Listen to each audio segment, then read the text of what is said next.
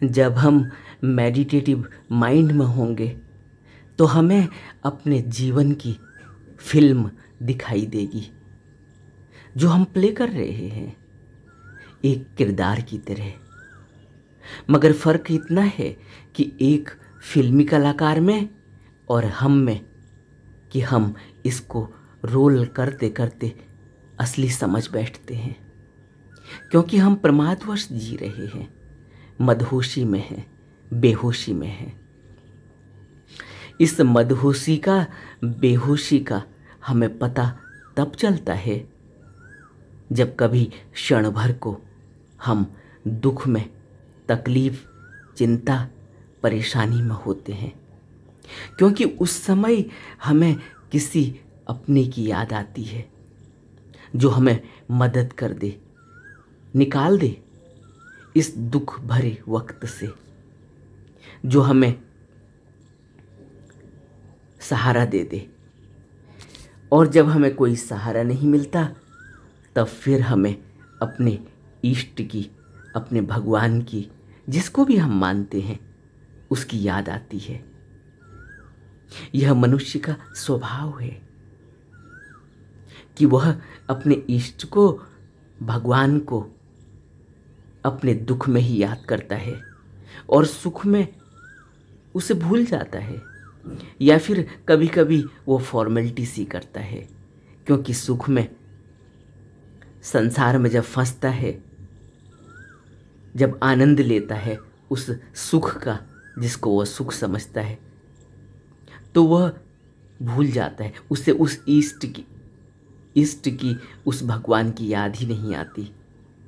साधारणतः हमारी पूजा में मांग रहती है, हम मांगते हैं, चाहे वो दुखों को दूर करने की मांग हो, अपनी इच्छाओं, तृष्णाओं और आवश्यकताओं की हो।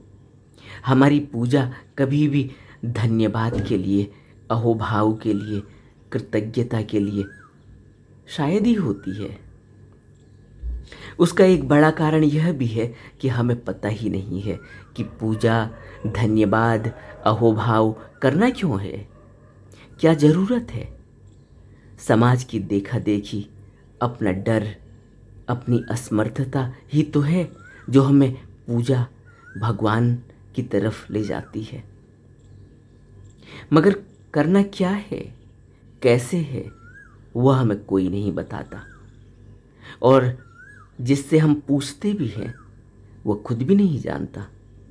वह खुद ही एक प्रोफेशनल है, एक व्यवसायी है, अपना पेट पाल रहा है, घर बार चला रहा होता है, और हम उस कर्मकांड को जो वह करता है हमारे लिए या हमें बताता है, उसे ही भगवान की पूजा समझ लेते हैं, क्योंकि यह हमारी खोज भी तो नहीं है। हमने इसको कभी सीरियस नहीं लिया, कभी इसको जीवन का मुख्य कार्य नहीं समझा, और नहीं हम इसके लिए इतना टाइम निकाल पाते हैं, तो एक फॉर्मेलिटी सी करने में ही अपना पूरा जीवन बिता देते हैं और इसी को पूजा समझ लेते हैं।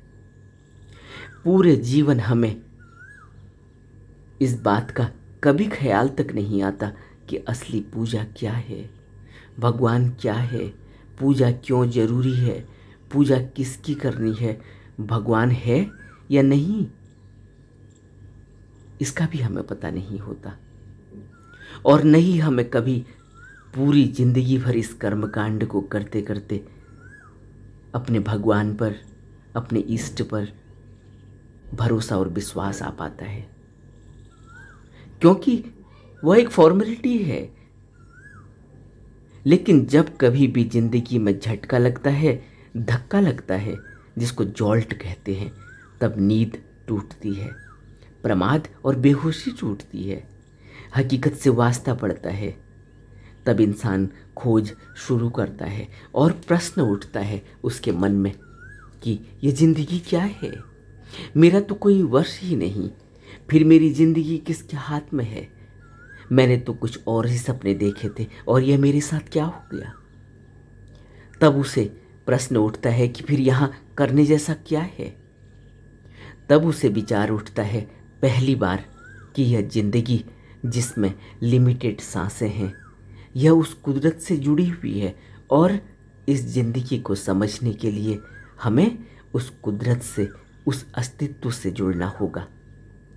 और इसके लिए कोई ऐसा शख्स, गुरु, टीचर, वाकिफकार खोजना होगा जो हमें विधि बता सके, जो जानता हो, जो यह समझता हो, जो उस कुदरत से, उस भगवान से एकम एक हो गया हो, जिसने उसको जान लिया हो, जिसको पूजा की विधि का पता हो, जिसको ध्यान की विधि का पता हो।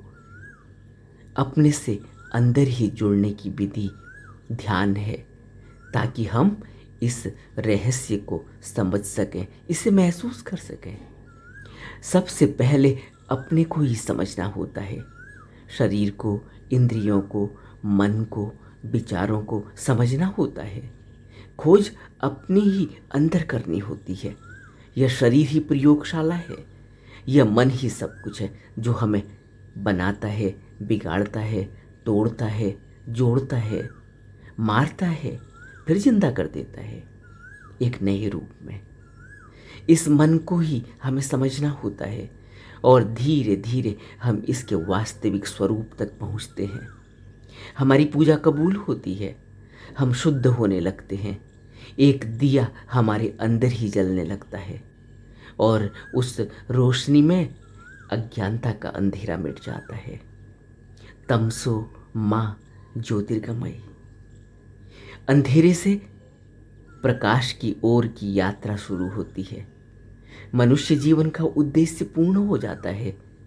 नवजीवन की, महाजीवन की ओर कदम बढ़ने लगते हैं, जो सनातन है, जो शाश्वत है, जो सत्य है, जो कभी नहीं बदलता और जहाँ कोई मृत्यु नहीं,